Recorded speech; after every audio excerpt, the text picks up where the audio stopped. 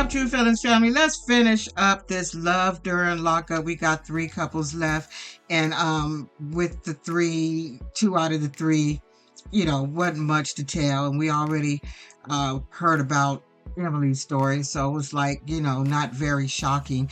Not that it would have been nice, but I wish they would have like saved that till wish that we didn't have to hear about that before seeing the show, But anyway, that's neither here nor there. Let's just go ahead and get into Emily's, what she got going on, since that was the saddest story. And Emily, it ain't your fault that man did that to himself. And I would hate anyone to just be an asshole and say that is her fault, the reason he did what he did to himself.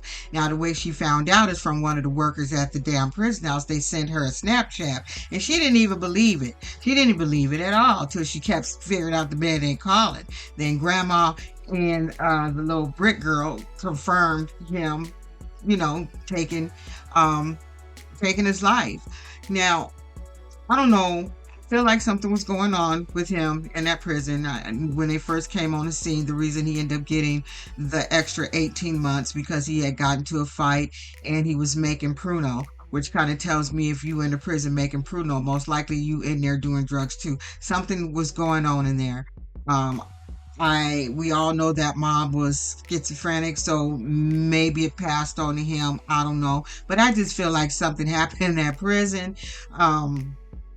Something happened in that prison, and I just feel like he was probably could have had an addiction problem. That's just how I see it, because it makes no sense to do something to yourself when you just have what is it, 18 months, something like that, a year and a half, something like it just didn't make any sense. But I just felt bad for Emily. I really did. I felt bad for Emily, but it's like, girl, that ain't your fault why he did what he did. So I don't know what's circling around on the internet, because I don't be looking and shit. But anyway, let's just move on to the next boring person. Taylor and Michael. So, you know how the producers do. They make it sound like that when she started crying in the previews that he was breaking up with her, maybe said he was going to the mama's house, something. They always do something, and we just find out that his ass cannot get picked up by her, that he has to get a cab and go to the halfway house. And the reason they're probably doing that so nothing happens on the way to that halfway house, like picking up a little something that you bring into the others. That's probably why the reason that they do that. So she was real upset about that. So anyway, she was able to follow them to the halfway house and get her a little hug and a kiss before he went in to that little halfway house. That's all they got going on. They coming back. We did see a preview of her throwing water in his face. Maybe she gonna find out then that he had a whole $14,000 making her ass suffer. We shall see. Now for the finale, let's go to Moo Moo, Gigi, and Bonita. So Moo is on the phone talking to Bonita, just lying to her, but had the nerve to say she was a good liar. Now he telling her that, his PO, because of his PO and doing inspections and shit, he think it's best that he go parole to his mama's house. And I'm like, sir, what are you talking about? Like, you can have an inspection at Bonita's house, but Bonita, you should already know there's something going on, because he was ready to take all of his stuff out of the storage. And did you ever get that boy mama the stuff out of the storage? They just didn't go back to that. But he just over there lying to her ass about a PO and just giving her a bunch of shit, saying, he needs to get his mind right. And it's like, okay, sir. She's like, okay, what the hell, sir? You've been locked up for 2 years. You had more than enough time to get your mind right. So you know what's going on, who you messing with, what you doing. And he's swearing, I love you. We still gonna continue. We engage. We gonna continue the same thing when you get out. Who would want me in here? Who would want me? He just sitting there lying to you, Bonita, just lying. But I just feel like this is all a game. But then when they come back on Love After Lockup, I think they're gonna be entertaining. Like I said, you can lie to me all you want to. Just be entertaining. And had the nerve to tell Bonita that it is all about him. It is Moo Moo's world. It is all about him. and what he wants to do. Yeah, we can tell us all about you and what you want to do. Here you are running game, lying, and you try to make the girls feel guilty for not supporting you when you know you just sitting there lying your ass off. Because at first I was like, wait a minute.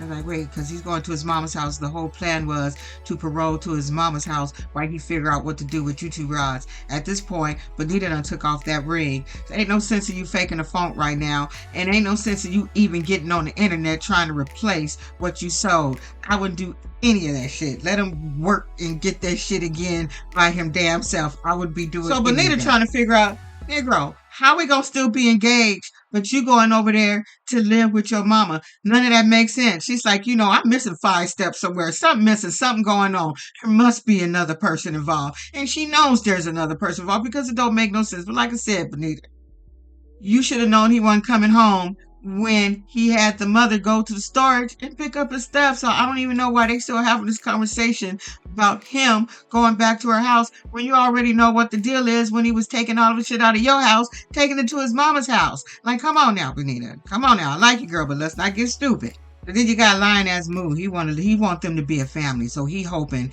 that when he get out and he hang out with his mama, he gonna be able to convince these girls to like each other and be in a polygamous relationship with his ass, so he could always have free housing. To me, he gonna be another homosexual. Either he can always live with his mama, or he gonna live with one of these chicks. I hope we don't get the same storyline that we had with the other people last time. You know who I'm talking about. I just can't even remember their names. I don't feel like that same dumbass storyline. So yeah, I hope they come with the shit when they come back on Love during Lockup or Love After Lockup. So now we switch over to Gigi.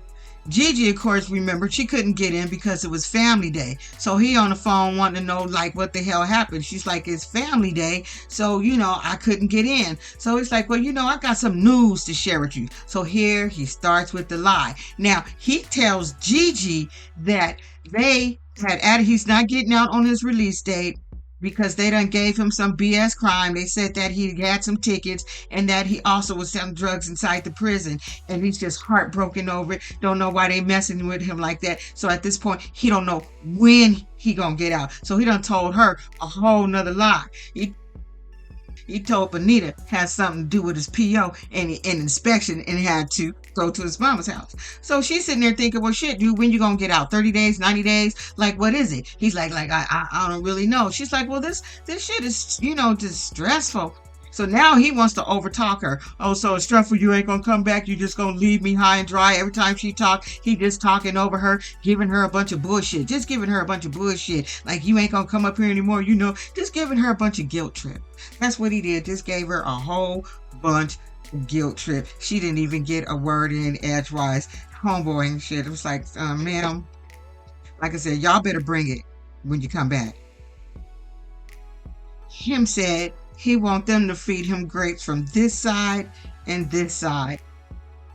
I'm like, whatever, sir, whatever. So we'll see what we get when they come back. But I did see Monique. And I didn't have my glasses on, but I think it was according to Amber, and it was on Instagram, and Monique is like, yeah, we're not together anymore. We're not together anymore. He was just so yeah, I watched it, and I'm like, girl, shut up. I told you guys once this show was ended that you would hear no more of Monique and Titus. Didn't I tell you guys that? I told you there would be no more Monique and Titus because all of it was BS. Every last bit of it. Now, did she go back home from Ohio? It's like, girl, I don't even give a shit what's going on in your life at this point with you and Titus. Like, we really didn't care on there. We just didn't have shit else to review on this damn show, so we had to do you, dumb it. But I told you, it will be no more Titus and Monique when this show ends. I like it when I'm right. I hate it when I'm wrong, but I will admit the shit. Anyway, y'all, Friday, I'm off. So that's when I will do my first review with the little Amish people. So I got to watch the second episode. I'm going to do episode 1 and episode 2. Season 1 of Almost Amish or Wanting to Be Amish. I don't know something about the damn Amish. But that's what we're going to start with, y'all. So I can kind of fill in. So I'm like, I'll just do the little Amish people. Anyway, that's it. That's all, y'all. I'll see y'all with something else later on. Don't be an asshole. Bye.